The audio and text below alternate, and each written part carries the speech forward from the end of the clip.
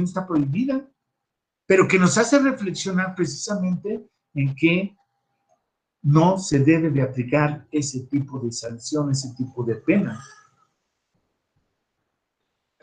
Digo, que yo recuerde a través de otras historias o de otras, puede ser que hayan, pero vamos, a lo que me refiero es que pongo ese ejemplo precisamente porque es práctico, es histórico, todo mundo lo sabemos, ¿verdad? Pero vean ustedes cómo aquí está precisamente prohibida ese tipo de sanción, ¿no? Dale unos azotes y esto. El tormento de cualquier especie, dice, los azotes, los palos.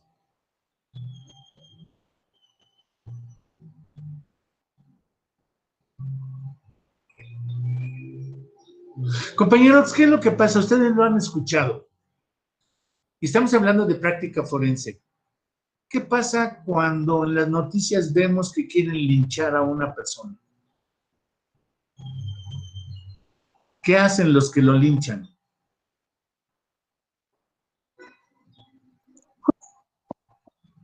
Justicia por mano. Justicia por mano propia, ok, pero ¿qué les infligen? ¿Qué les causan a las gentes que les linchan? A veces los queman, ¿no? Piedrazos, ¿no? También. Con piedras, a palazos, agarras cualquier palo, cualquier piedra. Digo, independientemente de que pues, no ha sido juzgado, ¿no?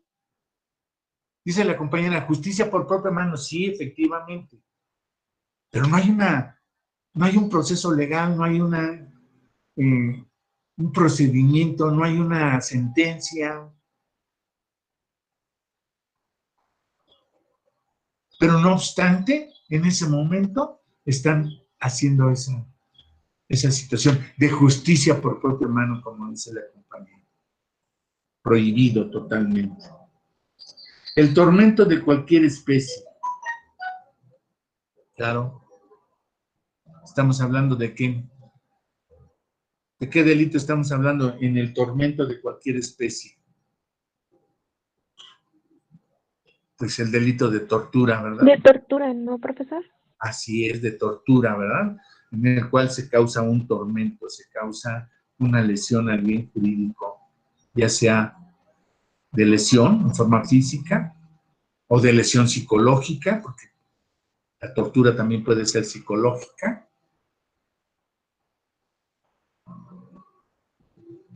Y esas son las cosas que hay que ir previendo precisamente. Les comentaba yo precisamente que actualmente, ¿verdad? Estaba viendo el asunto en Coahuila que les he comentado, ¿verdad? Donde estoy viendo lo de la tortura. Y entonces ahí es donde yo veo en la práctica forense directamente, ¿verdad? ¿Cuál es el tipo de tortura que se dio? Se dio un tormento. Atormentaron a esta gente psicológica y físicamente. Y además su confesión y la arrancaron a través de estos tormentos. Pues queda prohibido, ¿verdad? Precisamente el tormento, en este caso para nosotros la tortura. La multa excesiva. Fíjense, compañeros, que les voy a decir una cosa, no sé si ustedes sepan, se los comentaron, pero si no, les hago el comentario. Fíjense que cuando un juez dicta una sentencia, normalmente, si ustedes han checado o vieron en Penal 2, cuando se pone una sentencia, recuerden que hay un mínimo y un máximo. En todos los tipos penales hay un mínimo de pena y un máximo de pena. Pero yo no sé si ustedes han visto que cuando se impone una pena también se impone una multa. Los tipos penales dicen, el delito de homicidio se aplicará en el delito de homicidio simple, se aplicará una pena de 8 a 20 años y multa de hasta 5,000 veces el salario mínimo. Entonces, cuando el juez dicta la sentencia y dice te sentencio a 10 años,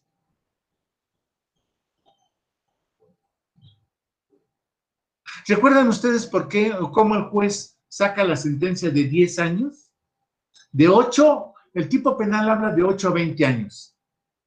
Y el juez dice, te pongo 10. ¿En base a qué el juez determina que son 10 años? La peligrosidad del sujeto. La peligrosidad del sujeto, ¿qué más? ¿Qué más? Saca la media, ¿no? Me parece. Sí, sí, sí. Pero aparte de la peligrosidad del sujeto, ¿qué más debe de tomar en cuenta el juez? Si es un primo delincuente o ya ha sido, bueno, ya ha realizado otro tipo de delitos. Sí, es la forma de sacar la peligrosidad del sujeto. Pero ¿qué otra cosa tiene que ver el juez? Compañero, la gravedad del delito. La gravedad del delito. ¿Será lo mismo un sujeto, fíjense, cómo ve la gravedad del delito y la peligrosidad del sujeto? ¿Será lo mismo un sujeto? Imagínense dos personas, ¿verdad? Hoy con eso de que se aman ya los hombres, un hombre celoso porque su hombre le gustó otro hombre, se enoja, se molesta y llega al grado de matar a esta persona. Y la mata y, no sé, de un disparo de arma de fuego. Será lo mismo, ojo, será lo mismo que lo mate de un balazo nada más a que le meta 15 balazos. ¿Qué implica ya meterle 15 balazos?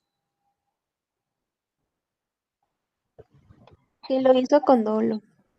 No, pues ¿No? el simple hecho de matarlo con un disparo de arma de fuego, el delito es doloso, lo hizo con dolo. Que hay Pero, un exceso. ¿que hay un qué? Exceso. Un exceso. O sea, su personalidad está un poco más allá de lo maté de un disparo y ya listo. Pero ¿por qué le pones 15 balazos?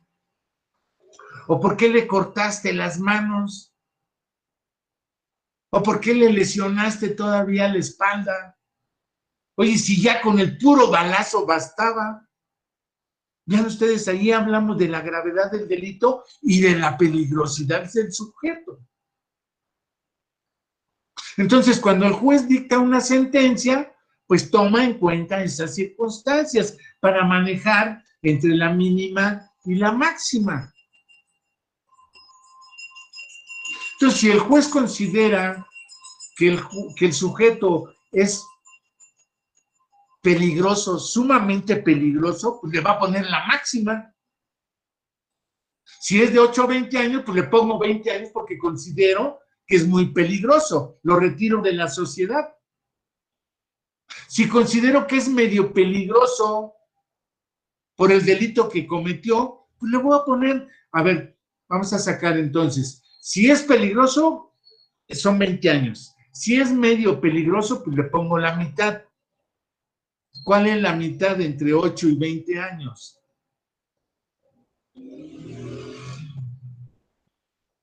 ¿Cuál es? Sí. 14. 14. ¿Cómo lo sacó, compañero? Pues es la media, la suma de 8 más. Pues, De 8 más 20. La mitad, 14 años. ¿Estamos de acuerdo? O sea, así es como los jueces van sacando la peligrosidad. De acuerdo al estado peligroso que ellos consideren, claro, de acuerdo al Código Penal, nos da cuáles son los elementos que debe de tomar en cuenta el juez para sacar esa peligrosidad y para ver la gravedad del delito. Esos son los dos aspectos que debe tomar el juez para sancionar de la mínima a la máxima. Si el juez considera que no es muy peligroso, pues le va a poner la mínima.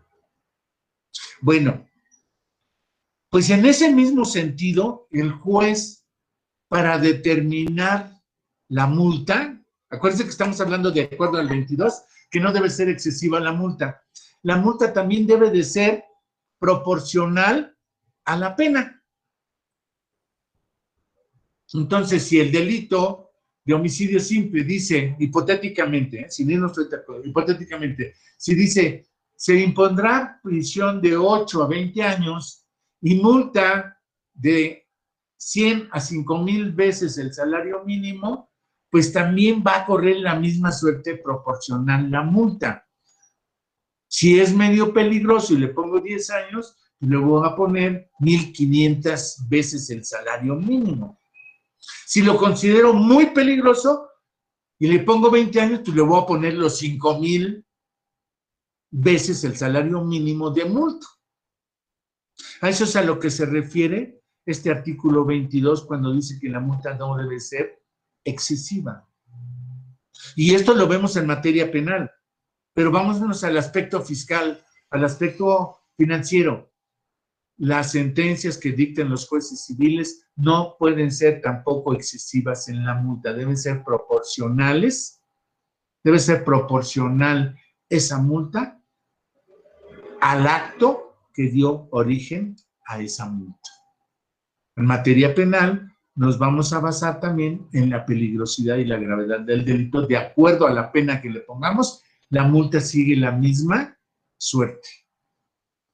¿Ah? Si le ponemos, si es peligroso máximo, le ponemos 5,000. Si es medio, le ponemos 2,500. Si es mínimo, pues le ponemos los 100 días multa. Así es como corre. Y a eso se refiere este artículo en que la multa no debe de ser excesiva. Después dice la confiscación de bienes y cualquiera otras penas inusitadas y trascendentales. Entonces decíamos, de este artículo podemos sacar 3 aspectos. Primero, ya vimos todo el aspecto físico. Muerte, mutilación, marca, azotes, palos, tormento, tortura, la multa.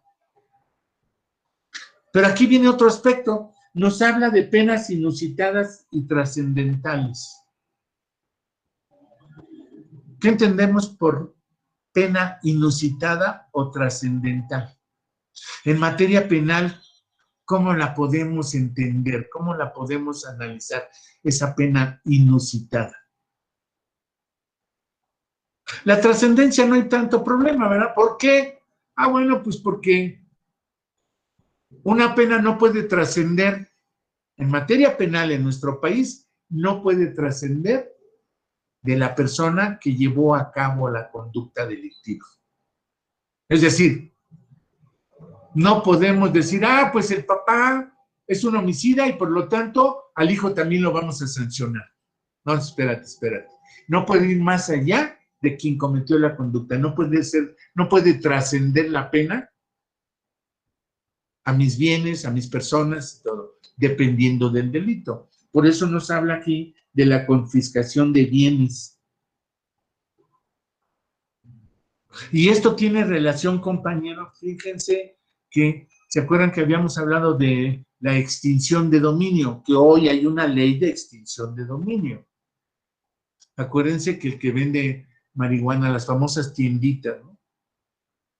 Donde ustedes van y compran coca o compran marihuana o compran anfetaminas o compran pastillitas X. Si hay un delito de ese tipo, se confisca, es decir, se hace una extinción de dominio de la casa donde están vendiendo esa droga.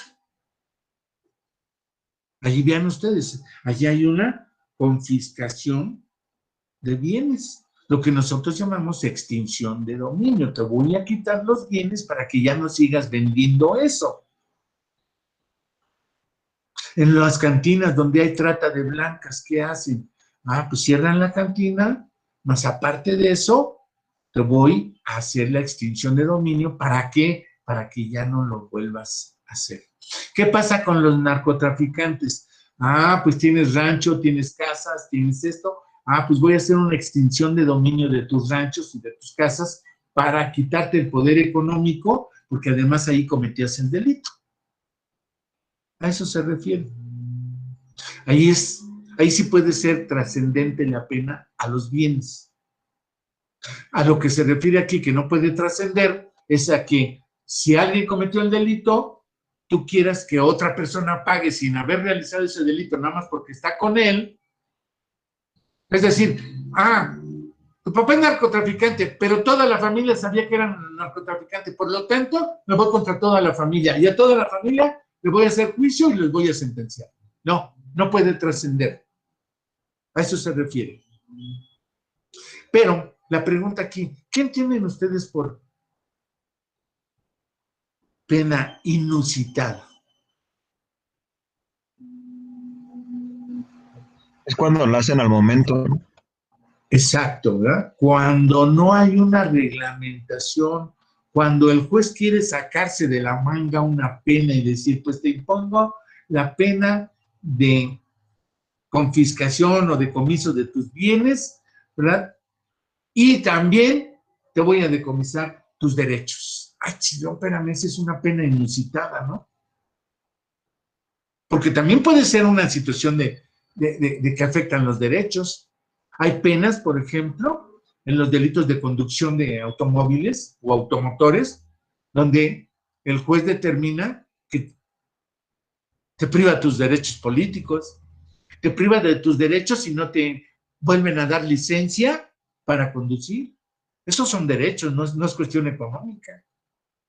Pero imagínense que de pronto un juez haga una pena inusitada y diga, aparte de ponerte tu pena de prisión y tu pena de multa, te voy a poner una pena de privación de derechos. ¡Ey, espérate! Eso ya es una prueba inusitada. ¿Sí? A eso se refiere este artículo. Entonces ya tenemos dos aspectos que estamos viendo aquí en este párrafo. Primero, todo tipo de situación en la cual se cause una muerte o situaciones físicas, es decir, lesiones.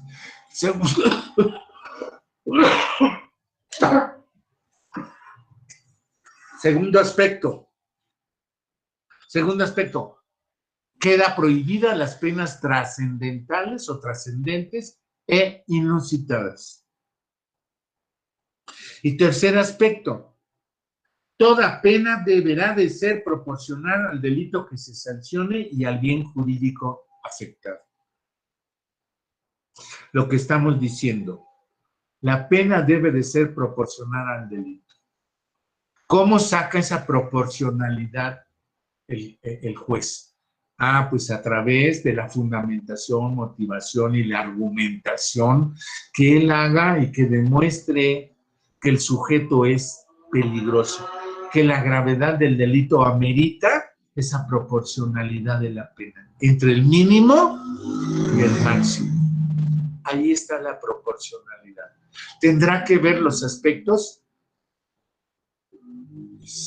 psicológicos de la persona, sociales, laborales, es decir, el juez debe de fundar y motivar esa proporcionalidad.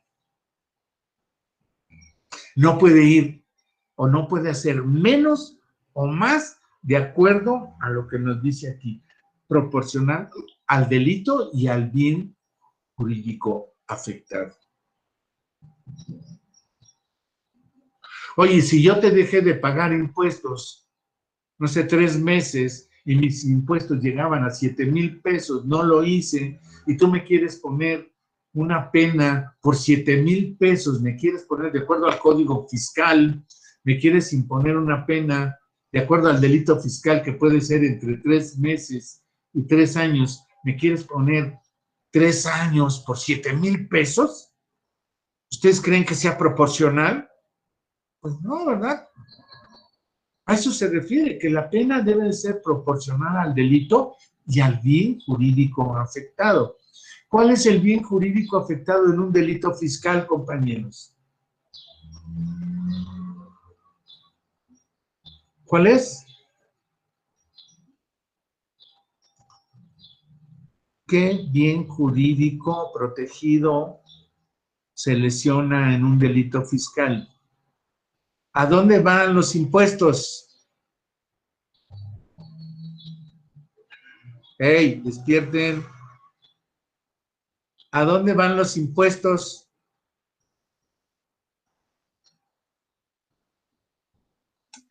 ¿A la federación? Sí, pero ¿cómo se llama esa federación? ¿Cómo se llama ese impuesto? ¿A dónde va?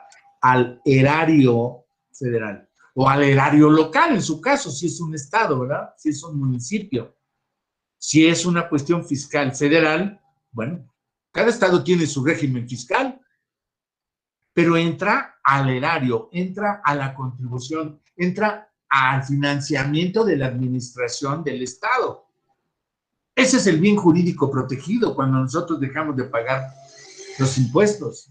¿Qué se está protegiendo? El buen funcionamiento, el erario, es decir, la economía del Estado se ve afectada al no pagar los impuestos. Estamos afectando ese bien jurídico protegido. ¿Sí? Eso es lo que hay que buscar, eso es lo que hay que entender de los bienes jurídicos protegidos. Todo tipo penal tiene un bien jurídico protegido. Acuérdense, ¿cuáles son los elementos generales del tipo penal? Un sujeto activo, un sujeto pasivo, un objeto material, un bien jurídico protegido, una conducta, un nexo causal, un resultado. Eso es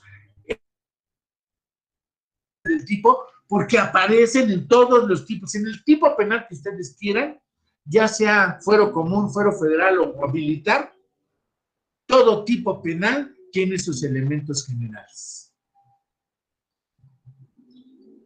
Cuando nosotros, ya en la práctica forense, cuando llevamos a cabo ya el proceso, que es a lo que ya vamos a entrar nosotros, pues tenemos que saber cuáles son los elementos generales del tipo, cuáles son los elementos especiales del tipo que se pueden presentar, cuáles son los elementos del delito, cuáles son los positivos y cuáles son los negativos, para poder nosotros defender o acusar. Entonces, en este caso, ¿verdad?, de lo que estamos hablando concretamente es de esa proporcionalidad. De acuerdo al delito que se sancione y al bien jurídico afectado. En materia penal siempre vamos a hablar de bien jurídico protegido o bien jurídico tutelado. Siempre, cualquier delito, cualquier acción delictiva, siempre va a lesionar un bien jurídico protegido.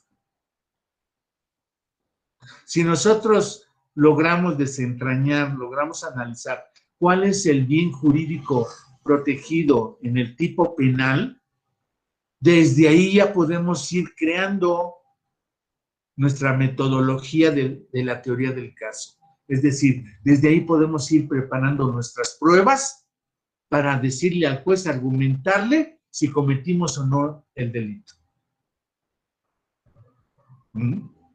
Por eso es importantísimo el hecho de saber los elementos del tipo y los elementos del delito. El hecho de saber qué pruebas son idóneas y pertinentes para demostrar nuestra teoría del caso, nuestra argumentación ante el juez. Esa argumentación, por supuesto, pues debe de ser valorativa. Es decir, le tenemos que decir al juez cuál es el valor de la persona que estamos defendiendo, por qué llevó a cabo esa acción delictiva, qué lo obligó, qué lo motivó. Pudieron haber sido causas personales, pudieron haber sido causas familiares, pudieron haber sido causas laborales, pudieron haber sido causas sociales, pudieron haber sido causas religiosas. Esa es la argumentación que nosotros le tenemos que dar al juez. Esa argumentación que nosotros le hagamos debe de ir apoyada por pruebas. Una argumentación sin pruebas es una argumentación vacía. Entonces, eso es lo importante de aquí. Entonces, tenemos de este párrafo del artículo 22, compañeros, tenemos 3 aspectos entonces para nuestra práctica forense. Primero, queda prohibida la pena de muerte y las lesiones, ¿ok? Segundo, queda prohibida las pruebas inusitadas, perdón, las penas inusitadas o trascendentes. Y tercero, la pena debe de ser proporcional al delito y al bien jurídico protegido. ¿Queda claro aquí esta pequeña explicación, compañeros? Sí, profe. Bien, dice el segundo párrafo del artículo 22. No se considerará confiscación la aplicación de bienes de una persona cuando sea decretada para el pago de multas o impuestos, ni cuando la decrete la autoridad judicial para el pago de responsabilidad civil derivada de la comisión de un delito. Creo que aquí queda bien entendida, ¿verdad? Si el juez nos confisca bienes para el pago de multas o impuestos, o para una reparación del daño civil, digo, queda claro eso de no se considerará confiscación para la aplicación de bienes cuando sea para el pago de multas e impuestos, eso queda claro. Ni cuando la decrete la autoridad para el pago de responsabilidad civil. ¿Cuándo es el pago de responsabilidad civil? Compañeros, en un homicidio, en unas lesiones. En un homicidio te van a sancionar para que cumplas una condena de privación de libertad, pero además te van a sancionar para el pago de multa, para la reparación del daño del sujeto que privaste de la vida. Que de acuerdo a esta reparación del daño, que ya es responsabilidad civil, ya no estamos hablando de una responsabilidad penal, ahora estamos hablando de una reparación del daño. Entonces, la reparación del daño pues va a consistir en que paguen los gastos funerarios más aparte 740 veces el salario mínimo de acuerdo a la Ley Federal del Trabajo. Y cuando se da esta responsabilidad civil, entonces te pueden confiscar tus bienes para que pagues esa responsabilidad civil. A eso se refiere. Dice, continúa, tampoco se considerará confiscación el decomiso que ordene la autoridad judicial de los bienes en caso de enriquecimiento ilícito en los términos del artículo 109 de la Constitución. La aplicación a favor del Estado de bienes asegurados que causen abandono en los términos de las disposiciones aplicables, ni de aquellos bienes cuyo dominio se declare extinto en sentencia. Entonces, vean ustedes, tenemos tres situaciones. El decomiso. ¿Cuándo se da el decomiso y el juez penal en sentencia declara el decomiso de los bienes asegurados? Las armas, los carros, los productos. Allí el juez, y se decomisa el arma 9 milímetros que fue utilizada para remítase dicha arma decomisada a la Secretaría de Defensa Nacional para su uso o su destrucción. Ahí está decomisando el juez. Cuando hay un delito a través de un daño provocado por vehículos de automotor, también el juez puede decretar el decomiso del vehículo. Dice aquí el artículo 22, no se considerará confiscación. ¿Por qué? Porque se está dictando, ¿verdad?, para efectos y en forma judicial.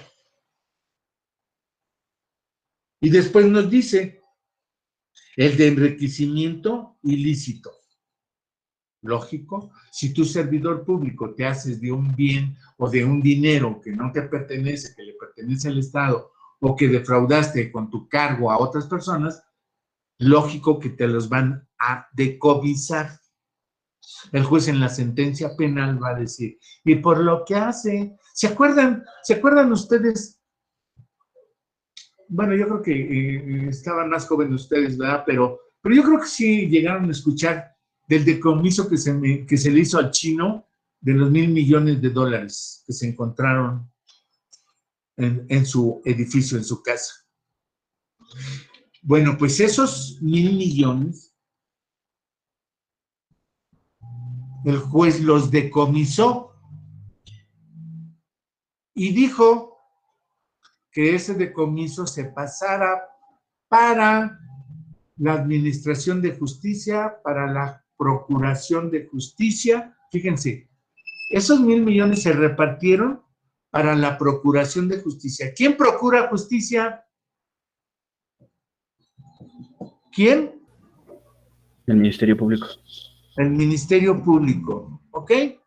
¿Quién administra justicia?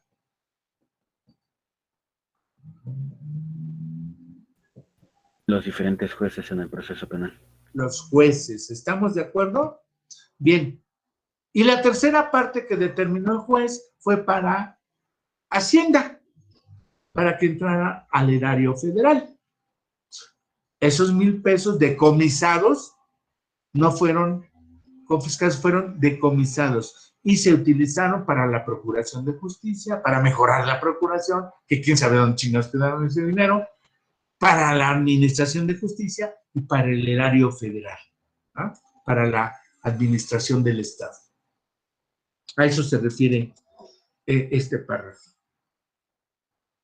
Por eso dice, de los bienes en caso de que se meten en los términos del artículo 109, la aplicación a favor del Estado de bienes asegurados que causen abandono en los términos de las disposiciones aplicables. ¿Cuándo causa abandono un bien? ¿A qué le llamamos que cause abandono? Ah, bueno, pues cuando, imagínense una persona que no tiene familia, ¿verdad? No tiene herederos, se muere, no hay herederos, nadie se presenta para decir este edificio es mío, las cuentas bancarias son mías. Entonces, ¿qué hace el Estado? Ah, pues decreta el abandono y pasan esos bienes a favor del Estado. ¿Me entienden?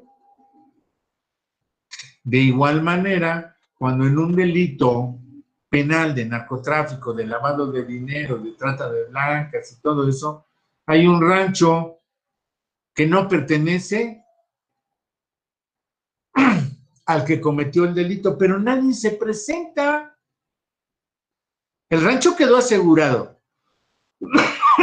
porque ahí se cometió el delito. Pero nadie se presenta a reclamar ese bien. Por miedo, porque no está bien regularizado, porque no hay quien se interese en eso. ¿Qué va a pasar? Pues que ese rancho va a causar abandono. Y entonces ese rancho pasa a favor del Estado. El Estado ya le dará alguna utilidad a ese rancho, ya sea para experimentos científicos, ya sea para poner ahí, no sé, una cría de peces, una X. Pero a eso se refiere este artículo cuando nos habla de que los bienes pasarán a favor del Estado que causen abandono. Dice, por último, ni de aquellos bienes cuyo dominio se declare extinto en sentencia. Volvemos a lo mismo, la extinción de dominio. Hoy en día, los delitos patrimoniales, los delitos de narcotráfico, los delitos de trata de blancas, los delitos de lavado de dinero, donde está o donde se cometió ese delito, de este tipo de delitos, porque no es de todos, de este tipo de delitos, se abre un juicio de extinción de dominio. No es que el juez penal declare la extinción de dominio, no, un juez penal no tiene jurisdicción civil para declarar o decretar una extinción de dominio. Puede decretar un decomiso, pero no una extinción de dominio. Que ahí tenemos un problema jurídico civil penal, el decomiso contra la extinción de dominio, ¿verdad? Si a mí me decomisan una casa, pues a lo mejor me voy a la apelación o al amparo y decir, espérate, ¿por qué me la estás decomisando si no me has hecho juicio previo de extinción de dominio? Vean ustedes, ahí ya implica una consecuencia jurídica que nosotros tendríamos que demostrar y ver y valorar y sacar una sentencia en la cual pues, no se decrete la extinción de dominio. Y si no se decreta la extinción de dominio, pues podemos atacar el decomiso. Vean ustedes.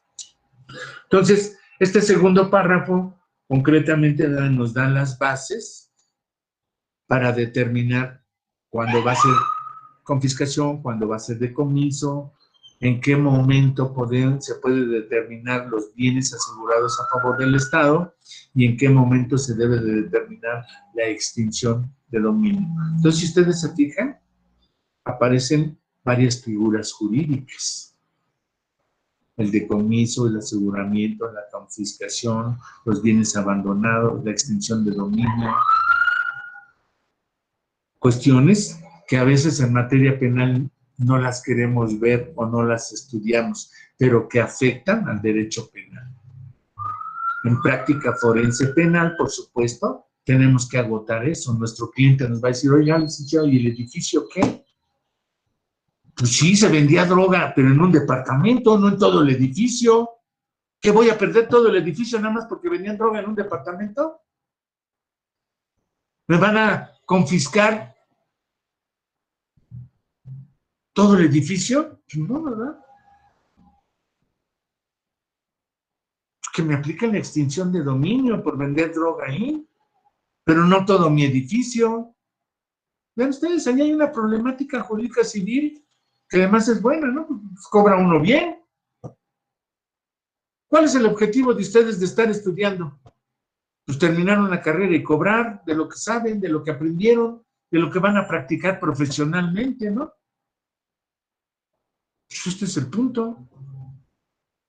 Entre más sepamos, entre más aprendamos, entre más analicemos,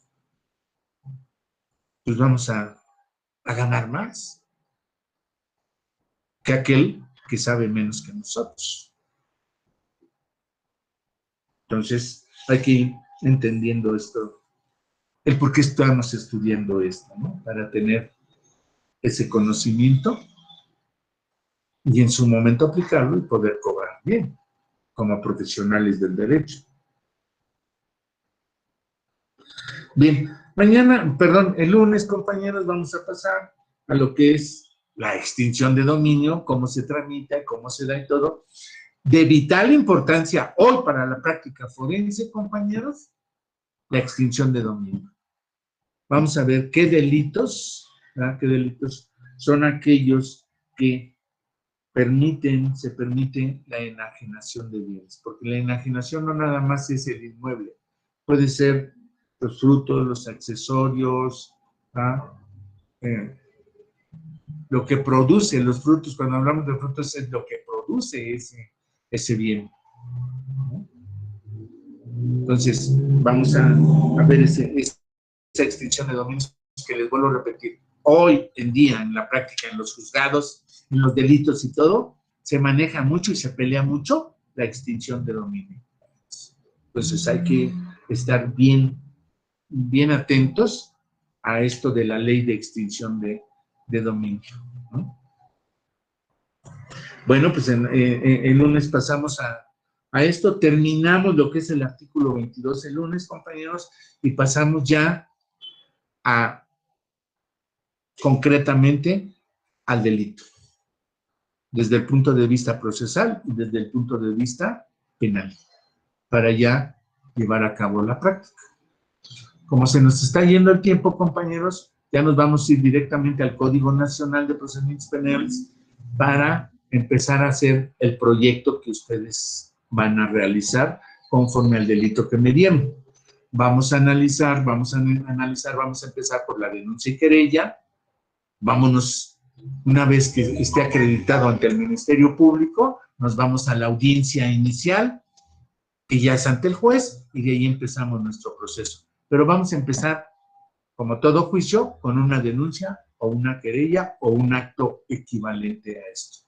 De ahí vamos a arrancar, porque recuerden que en su proyecto ustedes me tienen que hacer una sentencia. Perdón. Denuncia, ustedes ya deben ir pensando también cómo, así como hacen la denuncia, cómo van a acusar y cómo van a defender. Importantísimo. Y eso es ya práctica forense. Concretamente, ¿verdad? Que me presenten una denuncia, pero que en esa denuncia ustedes sepan cómo van a acreditar el delito como ministerios públicos y cómo van a defender lo mismo que ustedes dicen en la denuncia, cómo lo pueden defender, aplicando el derecho procesal penal y aplicando el derecho penal.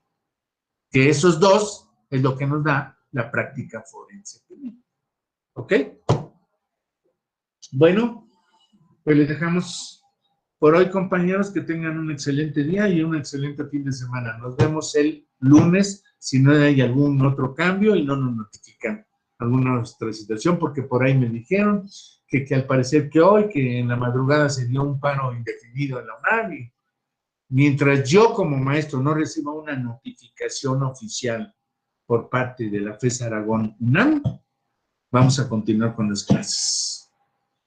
Entonces, nos vemos el lunes. Que estén muy bien, compañeros. Gracias, profesor. Buen día. Gracias, igual.